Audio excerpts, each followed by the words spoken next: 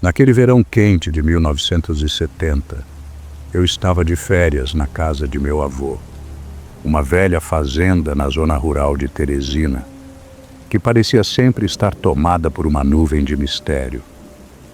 A casa, com suas paredes de barro, já estava envelhecida, como se o tempo tivesse feito dela uma parte da própria terra.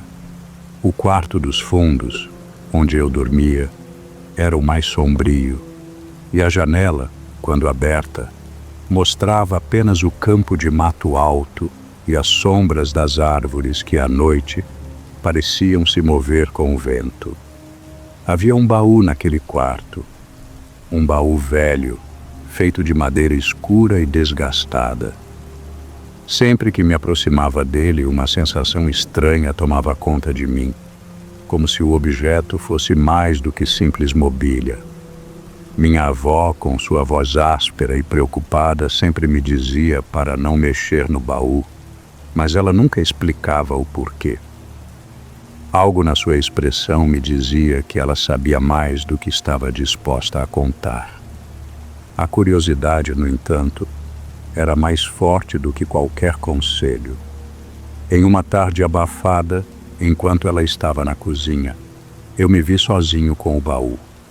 Com as mãos trêmulas, dei um passo até ele e, com dificuldade, consegui abrir a tampa.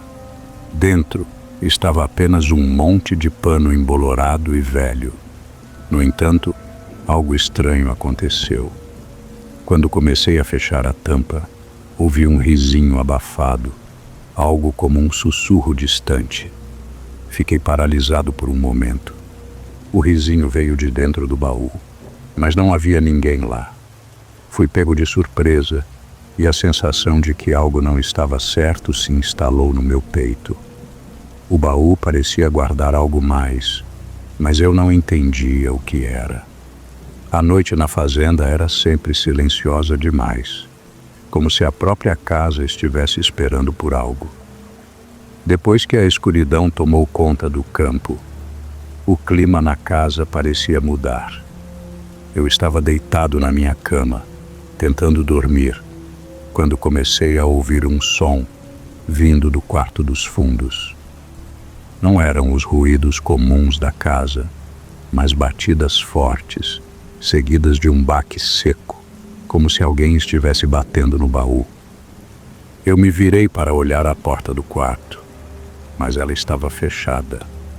A casa, que sempre parecia tão calma, de repente parecia pulsar com algo estranho.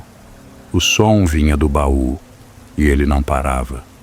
Olhei para a minha avó, que estava sentada na cadeira perto da janela, costurando em silêncio.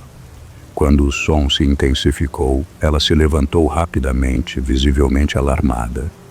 Sem dizer uma palavra, foi até o baú e colocou um móvel pesado sobre ele, na esperança de que isso resolvesse. Mas o barulho não parou.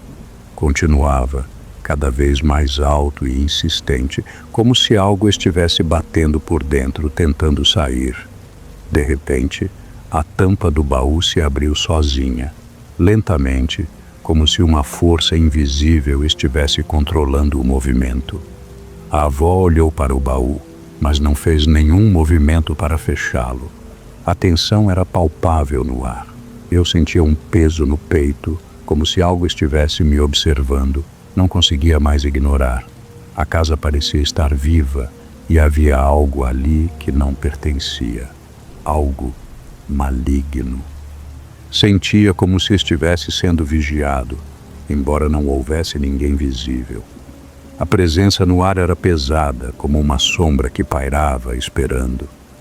Algo que eu não entendia, mas que eu sabia que estava lá, em algum lugar. Naquela madrugada, a casa estava em um silêncio tão profundo que eu poderia ouvir até o meu próprio respirar. A noite era densa, escura, e o único som era o farfalhar das folhas do lado de fora. Eu me virei na cama tentando encontrar um pouco de conforto quando ouvi algo que me fez congelar. O som da tampa do baú se abrindo novamente. Lentamente, como se algo a estivesse empurrando, um som baixo, mas nítido. Eu fiquei paralisado por um momento, a respiração curta e pesada. Não podia acreditar que estava ouvindo aquilo de novo. Havia uma estranha força em cada estalo, como se algo lá dentro estivesse tentando sair. Com o coração batendo forte no peito, me levantei e fui em direção ao quarto dos fundos, movendo-me devagar, tentando não fazer barulho. A porta estava entreaberta e a escuridão do quarto parecia engolir a luz da lâmpada. Quando cheguei perto do baú, a tampa estava completamente aberta. O que vi ali fez meu corpo travar de puro terror. Dentro do baú, deitado entre os panos embolorados, havia um menino. Ele era pequeno, mas sua pele estava coberta de uma substância escura, como se fosse fuligem. Seus olhos, fixos em mim, eram grandes demais, e seu sorriso se esticava de maneira desconcertante. Mas o que mais me arrepiava eram seus dentes. Muitos dentes, mais do que um ser humano deveria ter. Eles eram afiados, escuros, e pareciam brilhar na penumbra. O menino não se moveu, mas eu senti uma presença forte. Ele estava me observando, e aquilo foi o suficiente para me paralisar. Eu não sabia se deveria gritar ou correr, mas quando tentei me mover, algo me impediu. Como se estivesse preso, como se ele estivesse me chamando para perto, uma força invisível me segurava no lugar. A imagem do menino ficou gravada em minha mente e eu não conseguia mais desviar os olhos. O pavor tomava conta de mim. Eu estava totalmente sozinho, mas a sensação de que algo me vigiava nunca foi tão clara. Naquela noite, o silêncio parecia mais opressor do que nunca. O campo lá fora estava completamente parado, sem o som de um único inseto, sem o farfalhar das folhas. Eu estava deitado, tentando ignorar os pensamentos que me assombravam, quando uma sensação estranha tomou conta de mim. Um peso, pesado e frio, começou a se apoiar sobre o meu peito, esmagando minha respiração. Eu tentei gritar, mas minha garganta estava seca e minha boca não produzia som algum. Abri os olhos e o que vi me fez congelar de pavor. O menino estava ali, em cima de mim. Seu rosto estava tão perto do meu que eu podia sentir seu hálito gelado. Seus olhos eram grandes, esbugalhados, quase como se estivessem fora de lugar, e o sorriso, aquele sorriso, ele se esticava de maneira grotesca, como se sua boca estivesse se deformando a cada segundo. O rosto dele estava coberto por uma camada de fuligem, e a expressão era algo entre um sorriso e uma ameaça. Eu tentei me mover, mas meu corpo não respondia. Fiquei ali, imóvel, sentindo o peso da sua presença. Você me chamou? O menino sussurrou, a voz fina e cortante, como um vento gelado. As palavras cortaram o silêncio da noite como uma lâmina, e o pânico tomou conta de mim de maneira instantânea. Meu coração parecia bater com tanta força que pensei que ele fosse saltar do peito. O medo era insuportável. Antes que pudesse fazer qualquer coisa, tudo ficou escuro. Eu desmaiei, incapaz de suportar mais aquela presença. Quando acordei, estava de volta à minha cama, suado e tremendo. Não havia mais nada ao meu redor, mas a sensação de que algo estava errado não me deixou. Algo mais estava ali. Algo muito mais forte, e eu sabia que estava mais perto do que nunca. Quando tentei contar para a minha avó, ela apenas me olhou com uma expressão que não pude decifrar. E com uma voz tensa, ela me ordenou: nunca mais se aproxime daquele baú. Cada noite o menino se tornava mais audível, mais real. O som de sua risada, agora inconfundível, ecoava pelo quarto, fazendo meu corpo se retesar de puro terror. Não conseguia mais dormir. Quando finalmente fechava os olhos, o peso sobre meu peito voltava, e eu sabia o que viria a seguir. Ele estava lá, me observando, cada vez mais presente, como uma sombra que não queria se afastar. Minha avó não falava mais comigo. Seus olhos pareciam distantes, como se ela soubesse de algo que eu não queria saber. Foi em uma dessas manhãs, depois de mais uma noite de agonia, que ela finalmente falou. O baú não é apenas um baú, ela disse com uma voz que tremia ligeiramente. Dentro dele há algo que nunca deveria ter sido solto, algo maligno, algo que deveria ter ficado guardado bem longe. Aquelas palavras caíram sobre mim como um peso imenso, mas o medo, já tão arraigado, não me impediu de agir. Eu não queria mais viver com aquele tormento. Não queria ser consumido por aquilo que se escondia no baú. Decidi que enfrentaria o medo. Naquela noite, eu iria acabar com tudo. Eu iria destruir o baú. Com as mãos trêmulas, peguei o fósforo e acendi a chama, tentando levar fogo ao baú. Mas algo aconteceu. Quando a chama tocou a madeira, uma força invisível me empurrou para trás, fazendo o fogo se apagar imediatamente. Tentei novamente, mas o mesmo aconteceu. O baú estava protegido por algo que eu não conseguia entender. Era como se o mal que ele carregava tivesse se tornado uma parte de tudo ali. Desesperado, voltei para a cama, sabendo que o que quer que estivesse dentro do baú não me deixaria em paz. O menino apareceu de novo, mais perto, mais agressivo. Seus dentes brilharam na escuridão e a risada, mais estridente, me fez perceber que eu estava preso em um ciclo sem fim. Naquela noite, o medo se tornava insuportável. O menino apareceu mais uma vez, seus olhos grandes e famintos brilhando no escuro. A risada estridente e inquietante reverberava pela casa, aumentando a sensação de que eu estava sendo observado, seguido, perseguido. A cada noite a presença dele se tornava mais forte, mais insuportável. Eu estava perdido, consumido pela inquietação, incapaz de escapar. Foi quando minha avó, em um momento de desespero, finalmente falou. Sua voz, normalmente firme, estava trêmula, e ela se aproximou de mim com um olhar distante, como se estivesse decidida a me revelar aquilo que eu temia. Eu não queria que soubesse, ela disse, mas não há mais escolha. Você precisa entender. Ela sentou-se ao meu lado, as mãos fortes tremendo ligeiramente. Zé Canhoto, ela murmurou com uma expressão de dor nos olhos.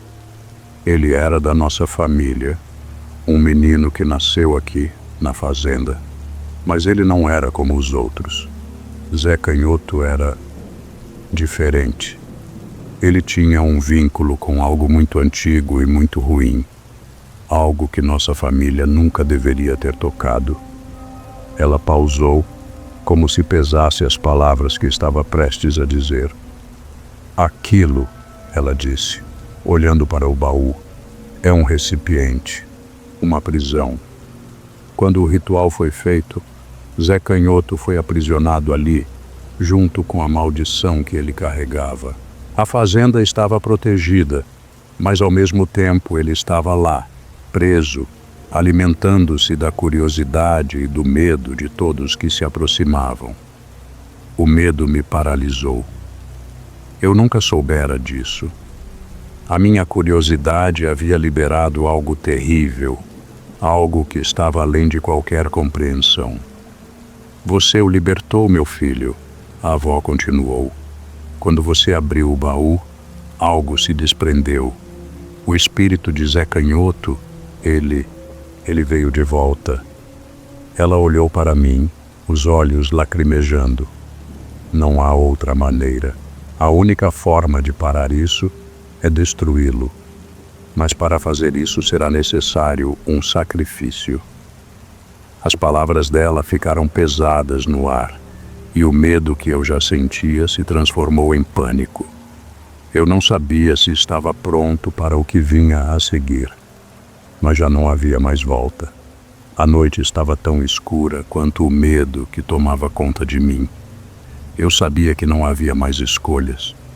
O menino, ou melhor, a entidade que se passava por ele, precisava ser destruído. A avó me guiava em silêncio, suas mãos firmes, como se soubesse que este seria o último passo. Estávamos preparados para o ritual. Colocamos o baú no centro do quarto, rodeado por velas que queimavam com uma luz trêmula. A fumaça dançava no ar, como se algo invisível estivesse se agitando, esperando o momento certo para atacar. Com as mãos trêmulas, peguei o recipiente com o fogo e o aceitei, sentindo o calor da chama já no fundo do meu estômago. Eu sabia o que isso significava. Sabia que não poderia hesitar. Agora, minha avó disse com a voz rouca, faça o que tem que ser feito. Com um suspiro, fui até o baú e com um gesto desesperado, joguei o fogo sobre ele. O impacto da chama foi imediato, como se o próprio ar tivesse se aquecido, se incendiado. Mas o baú não pegou fogo de imediato. Algo invisível, uma força escura, parecia tentar impedir que o fogo o tocasse, assim como a primeira vez.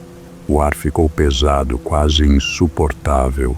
O menino apareceu novamente, mais forte que nunca, seus olhos grandes e penetrantes me encarando. Ele não ria desta vez, ele estava furioso. Você não pode me destruir, ele sussurrou com uma voz baixa, gutural. Você me libertou. Agora você é meu. Mas a avó não vacilou. Ela começou a entoar palavras que eu não entendia. Um antigo cântico que vibrava no ar, ecoando no meu peito. O fogo então ganhou força. A madeira do baú estalava e a força invisível começou a se dissipar. O menino tentou se aproximar de mim, mas o calor o afastou, como se o próprio fogo estivesse queimando sua essência.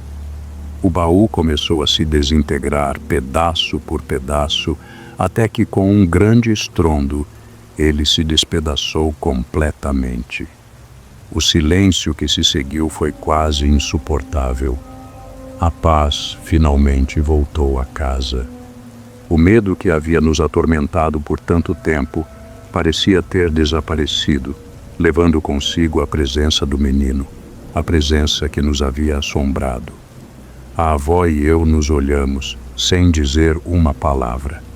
A sensação de alívio era palpável, mas naquela noite, ao me deitar, uma dúvida persistente me acompanhou. Embora o baú estivesse destruído e o mal aparentemente expurgado, eu juro que ainda posso ouvir algumas noites o risinho distante. E às vezes, quando o silêncio é profundo demais, eu sinto uma presença invisível, como se algo ainda estivesse ali, esperando.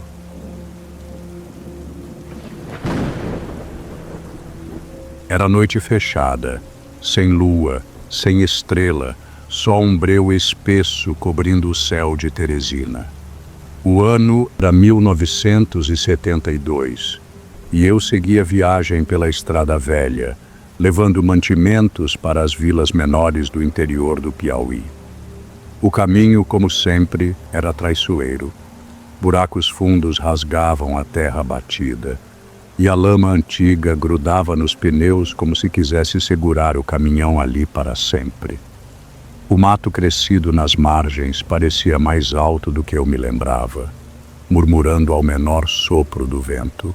Mesmo acostumado àquela solidão de estrada, naquela noite senti algo diferente.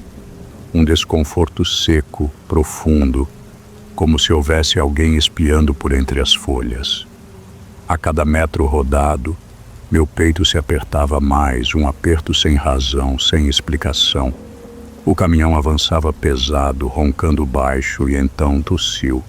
1, 2 vezes. O motor engasgou como um pulmão doente e por um instante temi que fosse apagar de vez. Foi aí que o cheiro veio. Denso, oleoso, podre. Não era fumaça de motor queimando, não era óleo fervendo. Era algo pior, um cheiro de carne tostada, misturado com um azedo estranho, como coisa morta debaixo do sol. Reduzi a marcha, encostei no acostamento e desci. O vento, que antes soprava quente, veio frio e seco, como um sopro saído do além. A escuridão pareceu se encolher ao meu redor, e o silêncio da noite pesou como chumbo. O cheiro de queimado ainda impregnava o ar quando voltei para a cabine. Meus dedos estavam trêmulos sobre a chave de ignição. Girei, mas o motor tossiu, fraco, e morreu. Suspirei fundo, tentando ignorar a sensação ruim que grudava na minha pele como suor frio. Foi quando olhei pelo retrovisor. Ali, parado no meio da estrada, estava um homem, magro, esguio demais, vestido com farrapos sujos. A pele parecia esticada sobre os ossos, seca como couro curtido.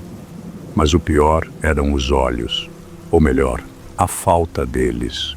No lugar onde deviam estar, havia apenas buracos fundos, vazios como um poço sem fim.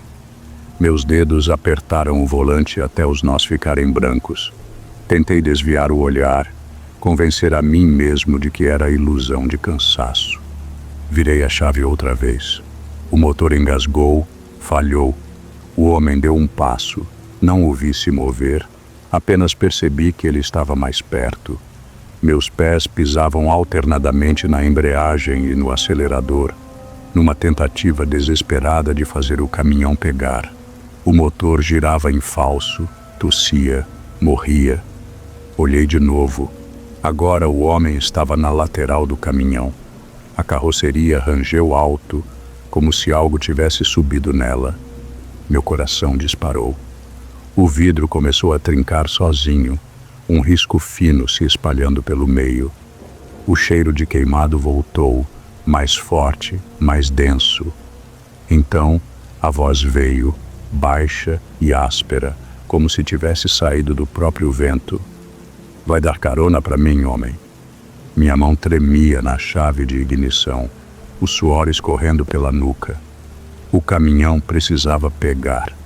Eu precisava sair dali. Virei a chave outra vez. O motor tossiu, engasgou, mas não pegou. Pisei no acelerador com força, tentando dar vida ao motor moribundo. As rodas giraram, mas o caminhão não saiu do lugar. Era como se algo invisível o segurasse, enterrando os pneus no chão duro da estrada. A carroceria rangeu de novo. O peso sobre ela aumentou, como se algo estivesse se movendo lá atrás. Meu olhar voou para o espelho. O homem já não estava na estrada. Uma sombra se ergueu ao lado da cabine. A lataria gemeu quando dedos finos e ossudos pressionaram contra a porta. A pele descascada revelava carne escura por baixo, como de um corpo ressequido pelo tempo. O vidro, que já tinha um trincado fino, começou a rachar mais. Um estalo seco ecoou dentro da cabine. Meu peito apertou. Um peso invisível me esmagava contra o banco, um torpor frio se espalhando pelos braços, pelas pernas. O cheiro de queimado tomou tudo, encheu meu nariz, grudou na garganta. Minha visão escureceu por um instante. Então, a voz veio, baixa, áspera, próxima demais. Não vinha mais de fora, ela sussurrava dentro da cabine. Abre a porta, seu Honório. Meus dedos fincaram o volante. O coração batia descompassado. Eu não podia me mexer, não conseguia respirar direito. O vidro trincou mais uma vez. como se fosse se partir de dentro para fora, e o peso sobre meu peito só aumentava. O peso no meu peito apertava mais e mais. O cheiro de queimado sufocava, enchia minha boca, minha garganta. O vidro estava prestes a ceder. Num último impulso de desespero, girei a chave outra vez. O motor tossiu, engasgou e por um segundo achei que não ia pegar. Então, um estrondo ecoou na cabine quando ele rugiu de volta à vida. Pisei fundo no acelerador. As rodas patinaram por um instante, como se ainda houvesse algo tentando segurar o caminhão no lugar. Depois, ele se soltou. O caminhão disparou pela estrada esburacada. A carroceria chacoalhava violentamente, os faróis tremulavam na escuridão. Minhas mãos estavam geladas no volante, o coração martelando no peito. Olhei pelo retrovisor. Nada. O homem sumira. Não havia mais ninguém na estrada. Nem sombra, nem vulto.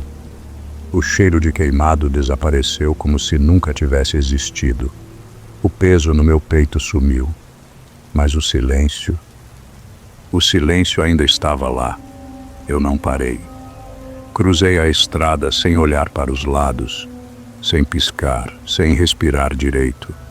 Só quando cheguei em casa, quando vi o portão do meu pequeno sítio, soltei o ar preso nos pulmões. Desci do caminhão com as pernas bambas. Foi aí que vi. Na porta da cabine, bem onde aquela coisa tinha tocado, ficaram marcas de dedos. Não de sujeira, não de óleo. Eram queimaduras, impressas na lataria como ferro em brasa. O sol já estava alto quando cheguei ao armazém para descarregar os mantimentos. Minhas mãos ainda tremiam no volante. A viagem da noite anterior grudara em mim feito febre ruim. Desci do caminhão e me juntei aos outros carreteiros, tentando ignorar a sensação estranha que ainda me acompanhava. Mas a coisa não saía da minha cabeça. Então, antes que pudesse me segurar, soltei. Passei um aperto feio na estrada velha ontem. O grupo se calou. Alguns riram baixo, mas seu Florencio, o mais velho entre nós, ficou pálido. Ele largou o cigarro no chão e me encarou. "O que foi que tu viu, Honório?" Engoli em seco. Contei do homem magro, dos buracos no lugar dos olhos, do cheiro de queimado, do vidro trincando sozinho. Quando terminei, ninguém mais ria. Seu Florencio suspirou fundo. Dizem que, faz muito tempo, um andarilho vivia pedindo carona naquela estrada. Numa noite, foi atropelado. O caminhoneiro não parou e o corpo do infeliz ficou ali, pegando fogo na beira da pista. Nem enterro teve direito. Desde então ele fica por lá, esperando. Um silêncio pesado se instalou. Seu Florencio apertou os olhos como se pensasse bem antes de dizer a última coisa. "Se ele te escolheu, homem, pode ser que ele volte. Fiz de tudo para evitar a estrada velha. Por dias, tomei caminhos mais longos, estradas piores, qualquer desvio que me mantivesse longe dali. Mas naquela noite não tive escolha. A rota alternativa estava bloqueada pela chuva e o prazo da entrega não podia esperar. Meu peito pesava quando virei na estrada maldita. O mato alto balançava devagar, como se me observasse. O ar estava parado, quente demais para aquela hora da noite. Então, o motor falhou. O caminhão tossiu, engasgou. Meus dedos apertaram o volante. O cheiro veio logo em seguida, denso, oleoso, um misto de carne queimada e podridão. Engoli em seco antes de olhar pelo retrovisor. Ele estava lá, no mesmo lugar. Magro, desgrenhado, sem olhos, mas desta vez ele não estava sozinho. Outras figuras surgiram no escuro, saindo do mato como sombras vivas. Eram muitos. corpos esqueléticos, sem carne, sem rosto, apenas buracos negros onde deviam estar os olhos, bocas abertas em silêncio. O caminhão começou a ranger, como se algo invisível tentasse puxá-lo para trás. O vidro trincou. Meus pulmões pareciam incapazes de puxar ar. Então, a voz veio. Não um sussurro, mas um chamado profundo ressoando dentro de mim. Vai dar carona para mim, homem. As sombras se aproximaram. O caminhão estremeceu. E eu soube com cada fibra do meu ser que não havia mais escapatória. Eu sabia que não podia hesitar, não mais. O medo estava ali, cravado no peito, mas a única saída era seguir em frente. Com as mãos suando sobre o volante, fechei os olhos por um segundo. Murmurei uma prece abafada, qualquer coisa para me afastar do inferno que estava diante de mim. Pisei fundo no acelerador. O caminhão resmungou, rangendo como se estivesse tentando resistir. O motor falhou uma vez, mas não parei. Pisei mais forte. E então o caminhão avançou, lentamente no começo, depois mais rápido, até que finalmente ganhou vida. O som das rodas cortando o asfalto e o motor roncando de novo eram os únicos sons no ar. Olhei para o retrovisor. As sombras haviam desaparecido. O homem sem olhos, os vultos, tudo sumira, engolido pela escuridão. Quando atravessei a última curva antes de deixar a estrada velha para trás, senti um alívio profundo. Não olhei para trás, não parei, mas algo ficou, algo que nunca me abandonou. Toda vez que viajo sozinho, quando a estrada está silenciosa e a cabine está vazia, eu juro que escuto um sussurro baixo vindo do banco de trás. Uma hora você vai parar. E não importa o quanto eu acelere, não importa para onde eu vá, o medo de parar nunca me deixa. Ele está sempre ali, aguardando, esperando, como uma promessa que eu não posso ignorar. Vivia com meu marido às margens do rio Parnaíba, no interior de Teresina, no ano de 1975. Nossa casa, pequena e simples, estava sempre em meio ao silêncio das noites, onde o canto dos grilos e o barulho das águas eram a única companhia. Ele, pescador de muitos anos, saía antes do amanhecer e só voltava ao cair da noite. Eu, sempre sozinha, passava o tempo cuidando da casa e das poucas plantas que havia ao redor. Era uma vida calma, sem grandes sobressaltos, até aquela noite. Naquela sexta-feira, depois de um dia quente e abafado, me sentei no alpendre, o cheiro da terra úmida vindo do rio ainda pairando no ar. O céu, já escuro, estava repleto de estrelas. Mas algo quebrou a paz daquelas horas tranquilas. Um choro. Não era o choro comum de alguma criança ou algum vizinho. Era um choro estranho, arrastado, quase engasgado, que parecia vir de longe, da beira do rio. Fiquei imóvel por alguns momentos, tentando entender se estava ouvindo aquilo de verdade. O som se repetiu, mais forte, mais claro. Levantei lentamente, meu corpo já acostumado com a quietude da noite, e caminhei até o cercado de madeira que dava vista para o rio. A escuridão tomava tudo ao redor, mas com a luz das estrelas consegui distinguir uma silhueta. Era uma mulher sentada na areia da margem, com os cabelos longos e negros como a asa de uma graúna, desgrenhados tapando seu rosto. Ela chorava baixinho, como se estivesse se afogando em sua própria dor. Aproximando-me, não pude deixar de sentir um calafrio. Chamei com uma voz trêmula: "Moça, está precisando de ajuda." Ela se virou lentamente.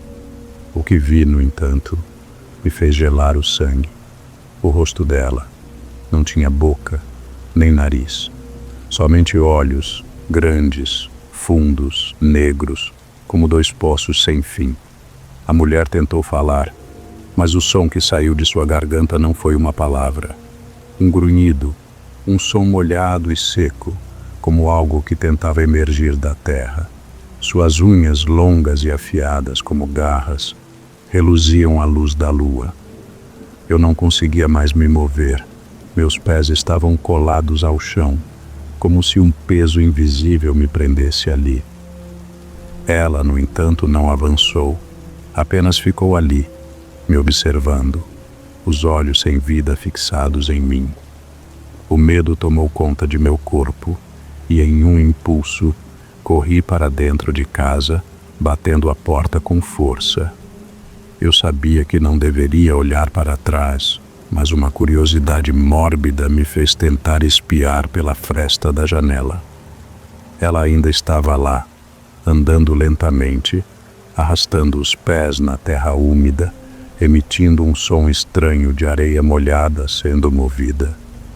Não sei por quanto tempo fiquei observando, mas só depois que o galo cantou ao longe, a mulher se afastou e desapareceu nas sombras da noite. A madrugada chegou e o silêncio voltou, mas o meu coração batia rápido, como se o tempo tivesse se esticado. Na manhã seguinte, ao sair para ver se o meu marido já tinha voltado, encontrei marcas no chão, na areia à beira do rio, pés, mas os dedos estavam virados para trás, como se ela tivesse caminhado para trás. Eu não sabia o que aquilo significava, mas uma coisa eu sabia. O que vi naquela noite não era algo normal, não era algo de nosso mundo. A noite seguinte foi pior do que eu imaginava. O silêncio do rio parecia mais pesado, como se a água escondesse algo que não deveria ser visto. Fiquei deitada, ouvindo o ranger das madeiras da casa, mas o que mais me perturbava era o som que vinha da margem do rio. Um barulho baixo, como um choro distante, que me fazia voltar ao momento em que a vi. A mulher, os olhos negros e fundos, sem boca, sem nariz. A imagem dela não saía da minha cabeça. Eu tentei dormir, mas não consegui. A cada ruído, meu corpo se tensionava e os minutos pareciam se arrastar. Quando amanheceu, uma leve brisa entrou pela janela, trazendo o cheiro fresco do rio, mas o medo ainda estava lá, apertado no meu peito.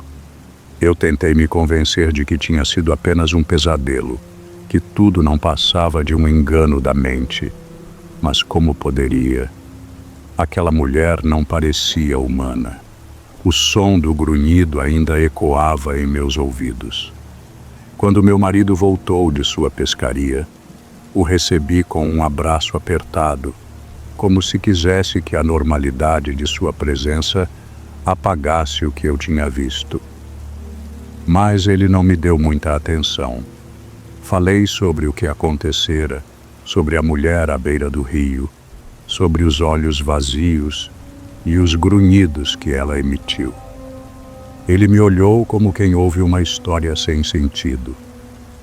Era alguma moradora perdida, Celina, ou até mesmo um engano, um sonho. As palavras dele me cortaram, mas não o culpei.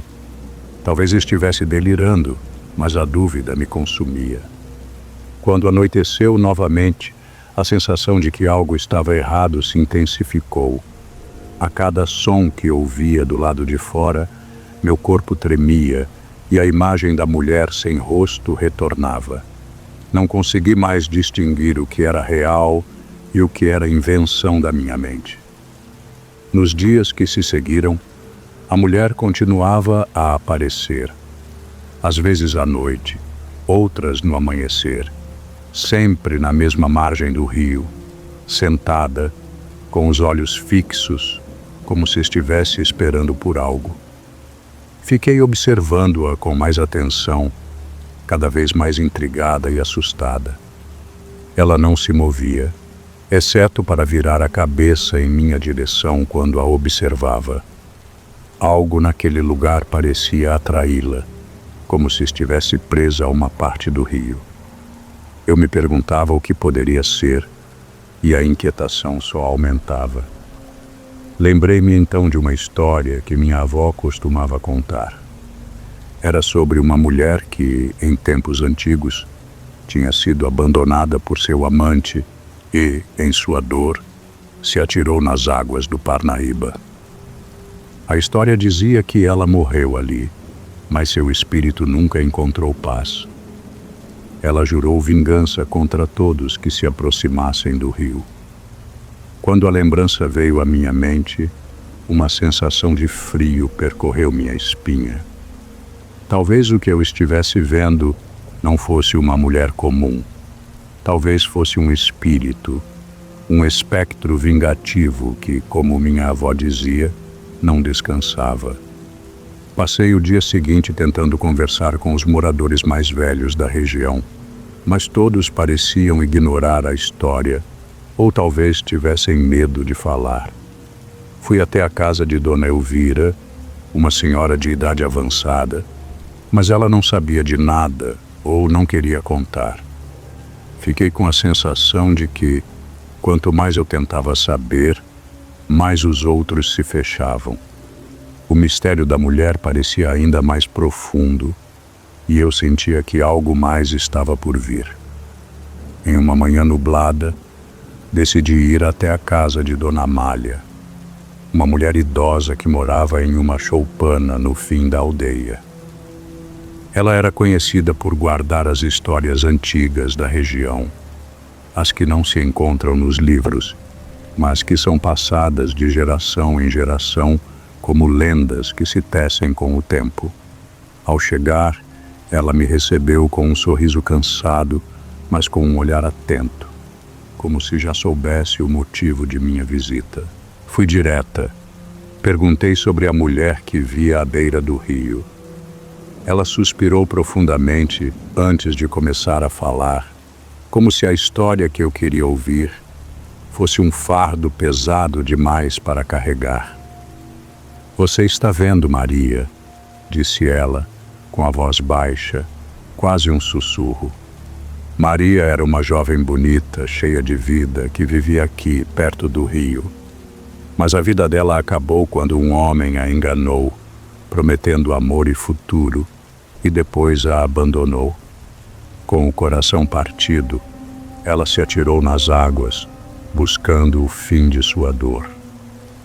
Dona Amália pausou, olhando-me nos olhos com uma expressão grave. Mas a dor dela não acabou. Maria, cheia de raiva e decepção, fez um juramento. Ela jurou que voltaria, que tomaria a vida de quem ousasse se aproximar do rio. Mas a maldição não parou aí. Sua raiva a transformou em algo que não era mais humano. O espírito de Maria nunca encontrou paz. Eu ouvi em silêncio, sentindo cada palavra cortar como uma lâmina. Quando ela terminou, a sensação de que eu já conhecia aquela história tomou conta de mim. Era como se eu já tivesse ouvido falar de Maria em algum outro lugar, em outra vida. Algo em mim, algo profundo e íntimo, se conectou àquela mulher, àquela dor. Agora, a presença de Maria à beira do rio não parecia mais estranha.